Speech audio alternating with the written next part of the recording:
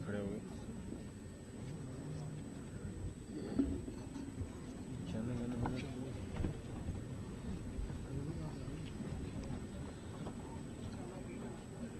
जम्मू कश्मीर के राज्यपाल एवं श्री माता वैष्णो देवी विश्वविद्यालय के कुलाधिपति श्रीमान एन बोहरा, जम्मू कश्मीर की मुख्यमंत्री सुश्री महबूबा मुफ्ती जी, केंद्र में मंत्रिपरिषद के मेरे साथी डॉक्टर जितेंद्र सिंह, जम्मू एवं कश्मीर के उप मुख्यमंत्री डॉक्टर निर्मल कुमार सिंह, श्री माता वैष्णो देवी विश्वविद्यालय के कुलपति professor Sanjeev Jain, faculty of engineering के डीन प्रोफेसर वी वर्मा, श्रीमान अजय खजूरिया, उपस्थित महानुभाव और आज के केंद्र बिंदु सभी युवा साथियों,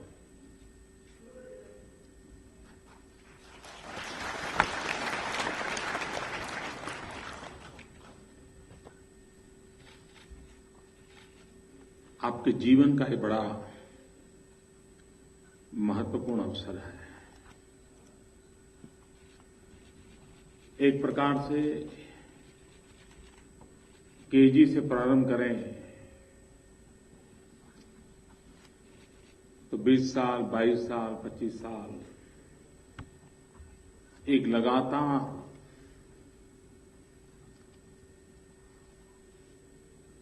तपस्या का एक महत्वपूर्ण पड़ाव है और मैं नहीं मानता हूं कि आप भी को ये मानते होंगे ये मंजिल पूरी हो गई। अब तक आपको किसी ने यहां पहुंचाया है, अब आपको अपने आप को कहीं पहुंचाना है।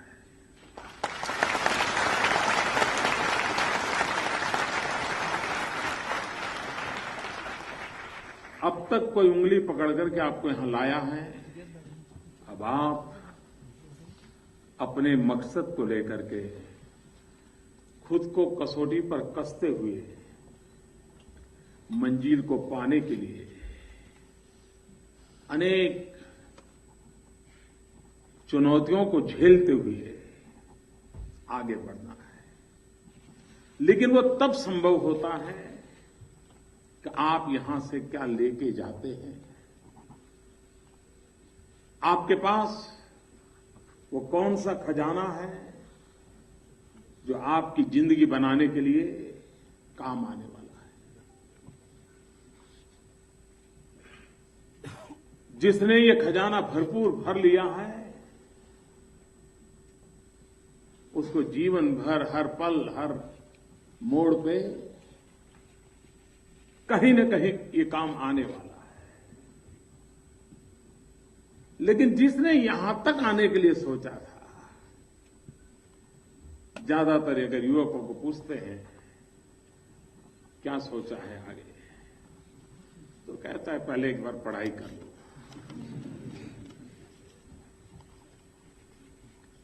जो इतनी ही सोच रखता है उसके लिए कल के बाद एक बहुत बड़ा क्वेश्चन मार्क जिंदगी में शुरू हो जाता है कि ये तो हो गया, अब क्या।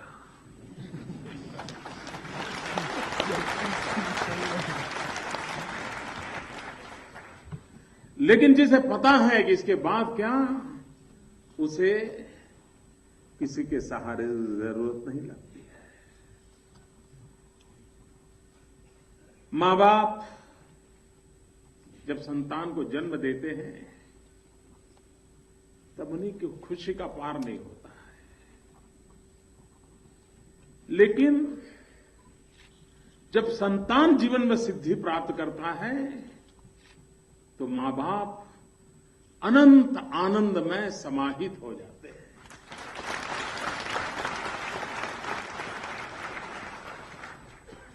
संतान को जन्म देने से जो खुशी है उससे संतान की सिद्धि हजारों गुना ज्यादा खुशी उन मां बाप को देती है। आप कल्पना कर सकते हैं कि आपके जन्म से ज्यादा आपके जीवन की खुशी आपके मां बाप को देती है, तब आपकी जिम्मेवारी कितनी बढ़ जाती है। आपके मां बाप ने किन किन सपनों को लेकर के आपके जीवन को बनाने के लिए क्या कुछ नहीं झेला होगा। कभी आपको कुछ खरीदना होगा, मनी ऑर्डर की जरूरत होगी, बैंक में मनी ट्रांसफर करने का इच्छा होगी। अगर 2 दिन लेट भी हो गए होंगे तो आप परेशान हो गए होंगे कि पता नहीं मम्मी पापा क्या कर रहे हैं।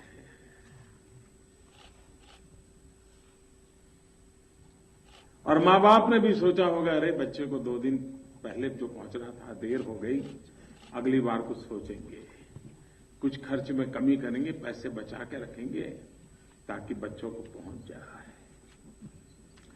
जीवन के हर पल को अगर हम देखते जाएंगे तो पता चलेगा कि क्या कुछ योगदान होगा, तब हम जिंदगी में कुछ पा सकते हैं, कुछ बन सकते हैं। लेकिन ज्यादातर हम इन चीजों को भूल जाते हैं। जो भूलना चाहिए वो नहीं भूल पाते हैं, जो नहीं भूलना चाहिए उसे याद रखना मुश्किल हो जाता है। आप में से बहुत होंगे जिन्होंने बचपन में अपने मां बाप से सुना होगा कि इसको तो इंजीनियर बनाना है, इसको तो डॉक्टर बनाना है, इसको तो क्रिकेटर बनाना है। कुछ न कुछ मां बाप ने सपने देखे होंगे और धीरे धीरे धीरे वो आपके अंदर इंजेक्ट हो गए होंगे। 10वीं कक्षा में बड़ी मुश्किल से निकले होंगे, लेकिन वो सपने सोने नहीं देते होंगे, क्योंकि मां बाप ने कहा था, इंजेक्ट किया हुआ था। और कुछ नहीं हुआ तो घूमते फिरते यहां पहुंच गए।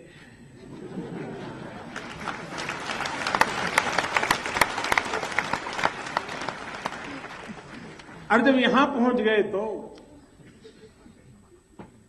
इस बात का आनंद नहीं है कि इतनी बढ़िया यूनिवर्सिटी में आए हैं, बढ़िया शिक्षा का माहौल मिला है, लेकिन परेशानी एक बात की रहती है कि जाना तो वहां था, पहुंचा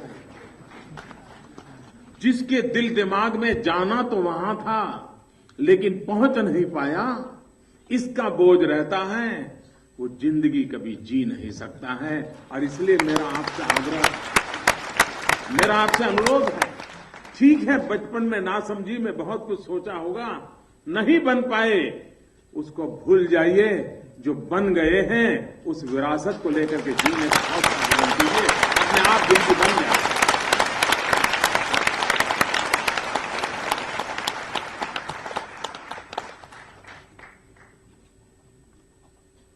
कुंठा, असफलता, सपनों में आई रुकावटें, ये बोझ नहीं बननी चाहिए, वो शिक्षा का कारण बननी चाहिए। उससे कुछ सीखना होता है, और अगर उसको सीख लेते हैं तो जिंदगी में और बड़ी चुनौतियों को स्वीकार करने का सामर्थ्य आ जाता है। पहले के जमाने में जो कहा जाता था कि भाई इस टनल में चल पड़ा मैं, तो आखिरी मंजिल उस छोर पर जहां से टनल पूरी होगी वहीं निकलेगी। अब वक्त बदल चुका है, इसके बाद भी जरूरी नहीं है कि जिस रास्ते पर आप चल पड़े हैं वहीं पर आखिरी छोर होगा, वहीं गुजारा करना पड़ेगा। अगर आप में हौसला है तो जंप लगा करके कहीं और भी चले जा सकते हैं, कोई और नई शूटिंग को पार कर सकते हैं। ये बुलंदी होनी चाहिए, ये सपने होने चाहिए। बहुत सारे विद्यार्थी इस देश में यूनिवर्सिटी में पढ़ते होंगे, क्या आप भी उन्हीं करोड़ों विद्यार्थियों में से एक हैं? क्या आप भी उन सैकड़ों यूनिवर्सिटी में से एक यूनिवर्सिटी के स्टूडेंट हैं? मैं समझता हूं सोचने का तरीका बदलिए। आप उन सैकड़ों यूनिवर्सिटी में से एक यूनिवर्सिटी के स्टूडेंट नहीं हैं। आप उन करोड़ों विद्यार्थियों से की तरह एक विद्यार्थी नहीं है, आप कुछ और है। और मैं जब और है कहता हूं तो उसका तात्पर्य मेरा ये है कि हिंदुस्तान में कई यूनिवर्सिटियां चलती होगी जो टैक्स पेयर के पैसों से, सरकारी पैसों से, आपके माँ बाप की फीस से चलती होगी। यही एक यूनिवर्सिटी अपवाद है जिसमें बाकी सब होने के उपरांत माता वैष्णो देवी के चरणों में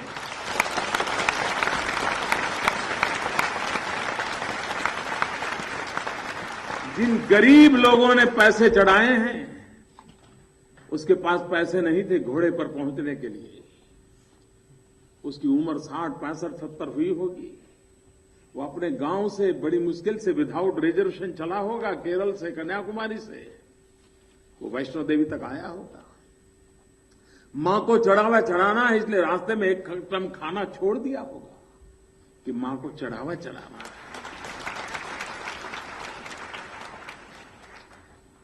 ऐसे गरीब लोगों ने, और हिंदुस्तान के हर कोने के गरीब लोगों ने, किसी एक कोने के नहीं, हर कोने के गरीब लोगों ने इस माता वैष्णो देवी के चरणों में कुछ न कुछ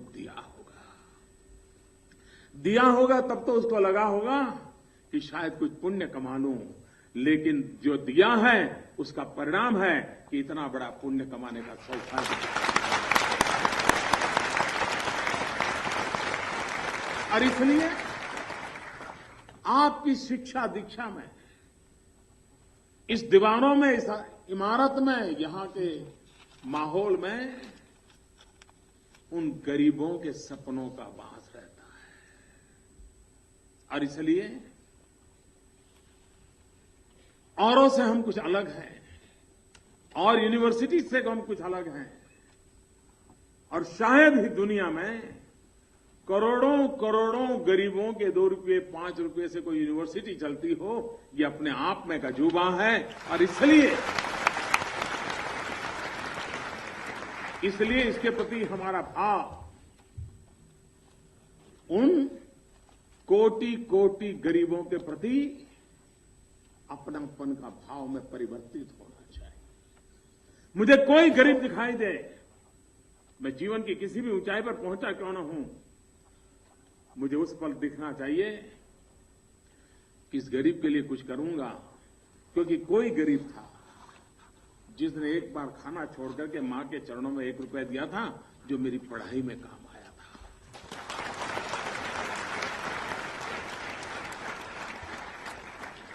और इसलिए यहां से जब हम जा रहे हैं तब आपको इस बात की भी खुशी होगी,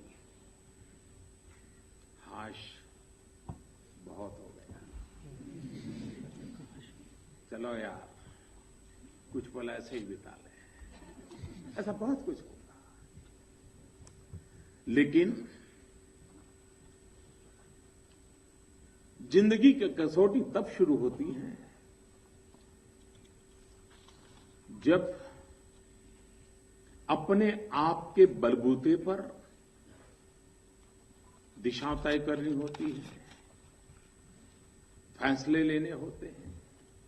अभी तो इस कैंपस में कुछ भी करते होंगे, कोई तो होगा जो आपको उंगली पकड़ करके चलाता होगा। आपका जो सीनियर होता होगा वो भी कहता है नहीं ऐसा मत करो यार, तुम इस पर ख्याल रखो, अच्छा हो जाएगा। अरे कैंपस के बाहर कोई चाय बेचने वाला होगा, वो भी कहता है भाई अब रात देर हो गई, बहुत ज्यादा मत पढ़ो, जरा सो जाओ, सुबह तुम्हारे एग्जाम है। किसी प्यून ने भी आपको कहा होगा नहीं भाई ऐसा नहीं करते, अपनी यूनिवर्सिटी है, ऐसा क्यों करते हो। कितने कितने लोगों ने आपको चलाया होगा, सिर्फ क्लासरूम के आपके प्रोफेसर ने नहीं, आपके डीन ने नहीं, इस कैंपस के अंदर भी कई लोगों ने आपको चलाया होगा। लेकिन अब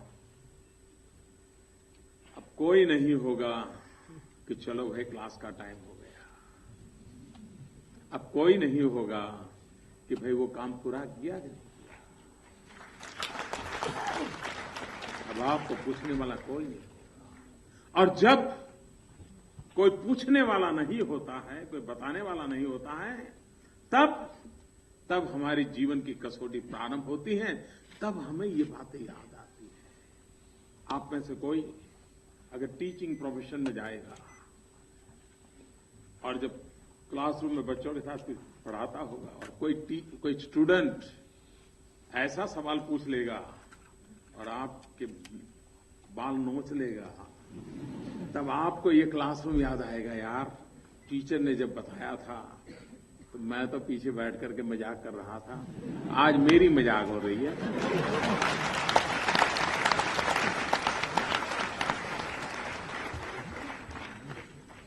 हर पल आपको यहां याद आएगा। आखिरकार जीवन के किसी भी तबके में पूछिए। अभी महबूबा जी अपने बचपन की गाथा यहां सुना रही थी कि कैसे वो जिंदगी का गुजारा, वो पल कैसे याद आते हैं, और उनका सपना भी है कि वैसे ऐसे पल मिल जाए। ये क्यों याद आते हैं?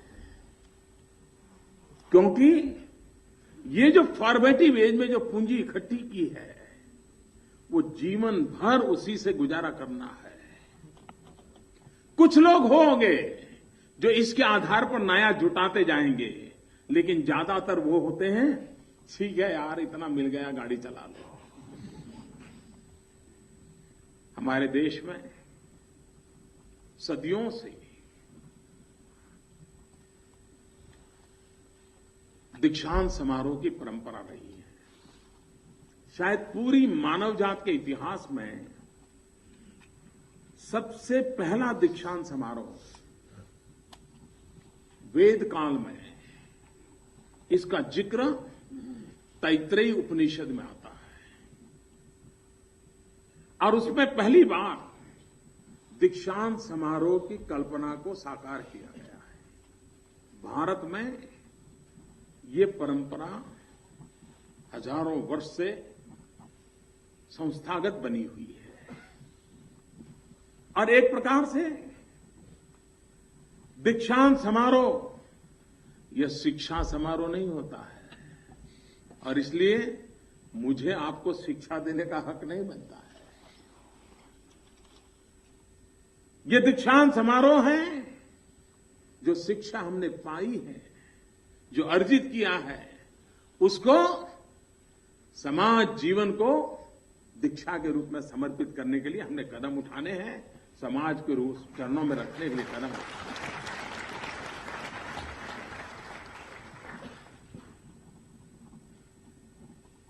यह देश विकास की नई ऊंचाइयों को छू रहा है। 800 मिलियन यूथ का देश, जो 35 से कम एज ग्रुप का है, वो दुनिया में क्या कुछ नहीं कर सकता है। हर नौजवान का सपना हिंदुस्तान की तरक्की का कारण बन सकता है। हम वो लोग हैं जिन्होंने उपनिषद से लेकर के उपग्रह तक की यात्रा की है। उपनिषद से उपग्रह तक की यात्रा करने वाले हम लोग हैं। हम वो लोग हैं जिन्होंने गुरुकुल से विश्वकुल तक अपने आप का विस्तार किया है। हम वो लोग हैं। और भारत का नौजवान जब मार्स मिशन पर दुनिया कितने ही सालों से प्रयास कर रही थी, हर किसी को कई बार फेलियर मिला, लेकिन हिंदुस्तान का नौजवान था, हिंदुस्तान की टैलेंट थी कि पहले ही प्रयास में दुनिया में वो पहला देश बना, पहले ही प्रयास में मार्स मिशन में सफल हुआ। और हम गरीब देश के लोग हैं, तो हमारी सपने कितने ऊंचे नहीं हो, तो गरीब में से रास्ता निकालना भी हम लोगों को आता है। मार्स मिशन का खर्चा कितना हुआ? यहां से कटरा जाना है तो ऑटो रिक्शा में शायद 1 किलोमीटर का 10 रुपया लगता होगा, लेकिन ये देश के वैज्ञानिकों की ताकत है, इस देश की टैलेंट की ताकत देखिए कि मार्स मिशन का यात्रा का खर्च 1 किलोमीटर का 7 रुपये से भी कम आया। इतना ही नहीं, हॉलीवुड की जो फिल्में बनती हैं उससे कम खर्च में मेरे हिंदुस्तान का नौजवान मार्स मिशन पर सफलतापूर्वक अपने कदम रखता है। जिस देश के पास ये टैलेंट हो, सामर्थ्य हो, उस देश को सपने देखने का हक भी होता है। उस देश को विश्व को कुछ देने का मकसद भी होता है और उसी की पूर्ति के लिए अपने आप को सामर्थ्य बनाने का कर्तव्य भी होता है। उस कर्तव्य के पालन के लिए हम आज जीवन को देश के लिए क्या करेंगे, उस पाने का अगर प्रयास करते हैं तो आप देखिए जीवन का संतोष कई गुना बढ़ जाएगा। आप यहां से कई सपने लेकर के जा रहे हैं और खुद को कुछ बनाने के सपने गलत है, ऐसा मैं नहीं मानता हूं, लेकिन कभी कभार बनने के सपने निराशा के कारण भी बन जाते हैं। जो बनना चाहा और नहीं बन पाए तो जैसा मैंने प्रारंभ में कहा वो बोझ बन जाता है। लेकिन अगर कुछ करने का सपना होता है तो हर पल करने के बाद एक समाधान होता है, एक नई ऊर्जा प्राप्त होती है, एक नई गति मिलती है, एक नया लक्ष्य मिलता है, नया सिद्धांत आदर्श मिल जाता है और जीवन को कसौटी पर कसने का एक इरादा बन जाता है और वही तो जिंदगी को आगे बढ़ाता है। और इसलिए आज जब माता वैष्णो देवी के चरणों से शिक्षा दीक्षा प्राप्त करके आप जा रहे हैं और मां भी खुश होती होगी कि लड़कियों ने कमाल कर दिया। हो सकता है कुछ दिनों के बाद आंदोलन चले पुरुषों के आरक्षण का।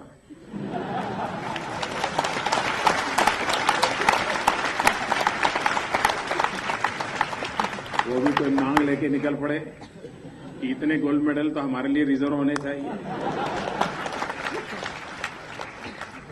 कल ही भारत की एक बेटी दीपिका ने हिंदुस्तान का नाम रोशन कर दिया। रियो के लिए उसका सिलेक्शन हुआ और पहली बार एक बेटी जिम्नास्टिक में जा रही है। यही चीजें हैं जो देश में ताकत देती हैं। घटनाएं किस कोने में कहां त्रिपुरा, छोटा सा प्रदेश, कहां संसाधन होंगे? क्या संसाधन होने से वो रियो पहुंच रहे? नहीं, संकल्प के कारण पहुंच रही हैं। भारत का झंडा ऊंचा करने का इरादा है, इसलिए पहुंच रही है। और इसलिए व्यवस्थाएं, सुविधाएं, यही सब कुछ होती है जिंदगी में। ऐसा नहीं है। जीवन में जो लोग सफल हुए हैं उनका इतिहास कहता है। जिस अब्दुल कलाम जी ने इस यूनिवर्सिटी का प्रारंभ किया था, कभी अखबार बेचते थे और मिसाइल मैन के नाम में जा गए। जरूरी नहीं है कि जिंदगी बनाने के लिए सुख सुविधा अवसर व्यवस्थाएं हो तभी होता है। हौसला बुलंद होना चाहिए, अपने आप चीजें बन जाने लग जाती हैं और रास्ते भी निकल आते हैं। वो दशरथ मांझी की घटना कौन नहीं जानता? बिहार का एक गरीब किसान पढ़ा लिखा नहीं था, लेकिन उसका मन कर गया एक रास्ता बनाने का और उसने रास्ता बना दिया। उसने इतिहास बना दिया। वो सिर्फ रास्ता नहीं था, मानवीय पुरुषार्थ का एक नया इतिहास उसने लिख दिया। और इसलिए जीवन में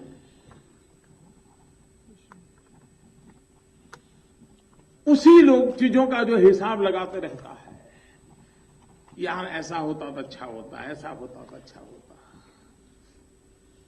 तो शायद जिनके पास सब सुविधाएं हैं उनको कुछ भी बनने में दिक्कत नहीं आती। लेकिन देखा होगा आपने, जिनके पास सब कुछ है उनको तो विरासत में मिल गया। बाकी ऐसे बहुत लोग होते हैं जिनके पास कुछ नहीं होता है, वो अपना नया दुनिया खड़ी कर देते हैं। इसलिए अगर सबसे बड़ी संपत्ति है और 21वीं सदी जिसकी मोहताज है, और वो है ज्ञान शक्ति। और पूरे विश्व को 21वीं सदी में वही नेतृत्व करने वाला है जिसके पास ज्ञान शक्ति है, और 21वीं सदी वो ज्ञान का युग है। और भारत का इतिहास कहता है कि जब जब मानव जात ज्ञान युग में प्रवेश किया है, भारत ने विश्व का नेतृत्व किया है। 21वीं सदी ज्ञान युग की सदी है। भारत के पास विश्व का नेतृत्व करने के लिए ज्ञान का संपूर्ण है, और आप लोग हैं जो उस ज्ञान के वाहक हैं। आप वो है जो ज्ञान को ऊर्जा के रूप में लेकर के राष्ट्र के लिए कुछ करने का सामर्थ्य रखते हैं। और इसलिए इस दीक्षांत समारोह से अपने जीवन के लिए सोचते सोचते जिनके कारण मैं ये जीवन में कुछ पाया है, उनके लिए भी मैं कुछ सोचूंगा, कुछ करूंगा, और जीवन का एक संतोष उसी से मिलेगा। और जीवन में संतोष से बड़ी कोई ताकत नहीं होती है।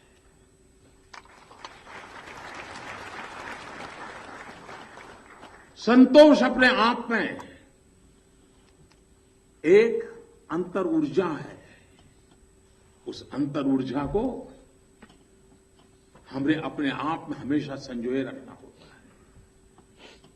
मुझे विश्वास है कि यहां से जाने वाले हर नौजवान, और मुझे महबूबा जी की एक बात बहुत अच्छी लगी कि यहां के लोगों के लिए हम वो लोग हैं जिनकी बातें हम दुनिया भर में पहुंचाने वाले हैं कि कितने प्यारे लोग हैं, कितनी महान परंपरा के लोग हैं, कितने उदार चरित्र लोग हैं, कैसे हमें प्रकृति के साथ, उनके साथ जीना सिखा दिया। और एक एम्बेसडर के रूप में मैं जम्मू कश्मीर की इस महान धरती की बात, भारत के मुकुटमणि की बात, मैं जहां जाऊं वहां कैसे पहुंचाऊं, इस यूनिवर्सिटी के माध्यम से मैं कर सकता हूं, उसके एक विद्यार्थी के नाते कर सकता हूं।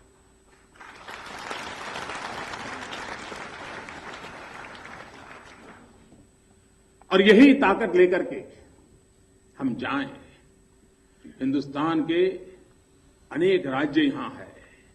एक प्रकार की यूनिवर्सिटी इस सभागृह में मिनी हिंदुस्तान नजर आ रहा है। भारत के कई कोने होंगे जिसको पता नहीं होगा कि जम्मू कश्मीर की धरती पर भी एक मिनी हिंदुस्तान अपने सपनों को संजो रहा है। तब हर भारतीय के दिलों में कितना आनंद होगा कि जम्मू कश्मीर की धरती पर भारत के भविष्य के लिए सपने संजोए वाले नौजवान मेरे सामने बैठे हैं, उनके लिए कितना आनंद होगा। इस आनंद धारा को लेकर के हम चलें और सबका साथ सबका विकास, साथ सबका चाहिए, विकास सबका होना चाहिए। ये संकल्प ही राष्ट्र को नई ऊंचाइयों पर ले जाता है, और हम एक राष्ट्र को ऊंचाई पर ले जाने वाले एक व्यक्ति के रूप में, एक ऊर्जा के रूप में हम अपने जीवन को कुछ काम आए उस सपनों को लेकर के चले। मेरी इन सभी नौजवानों को हृदय से मेरी बहुत बहुत शुभकामनाएं हैं। विशेष करके जिन बेटियों ने आज पराक्रम दिखाया है, उनको मैं लाख लाख बधाइयां देता हूं। उनके मां बाप को बधाई देता हूं कि उन्होंने अपनी बेटियों को पढ़ने के लिए यहां तक भेजा। बेटी जब पढ़ती है तब बेटी का योगदान है ही है, लेकिन उस मां का ज्यादा योगदान है जो बेटी को पढ़ने के लिए खुद कष्ट उठाती है। वरना मां को तो करता है कि अच्छा होगा वो घर में रहे ताकि छोटे भाई के साथ थोड़ा उसको संभाल ले, अच्छा है घर में रहे, मेहमान आए तो बर्तन साफ के काम आ जाएं। लेकिन वो मां होती है जिसको अपने सुख के लिए नहीं, बच्चों के सुख के लिए जीने का मन करता है, तब मां बेटी को पढ़ने के लिए बाहर भेजती है। मैं उन माता को भी प्रणाम करता हूं जिन माताओं ने इस बेटियों को पढ़ाने के लिए आगे आई हैं। उन सबको मैं प्रणाम करते हुए आप सबको बहुत बहुत शुभकामनाएं देता हूं। धन्यवाद।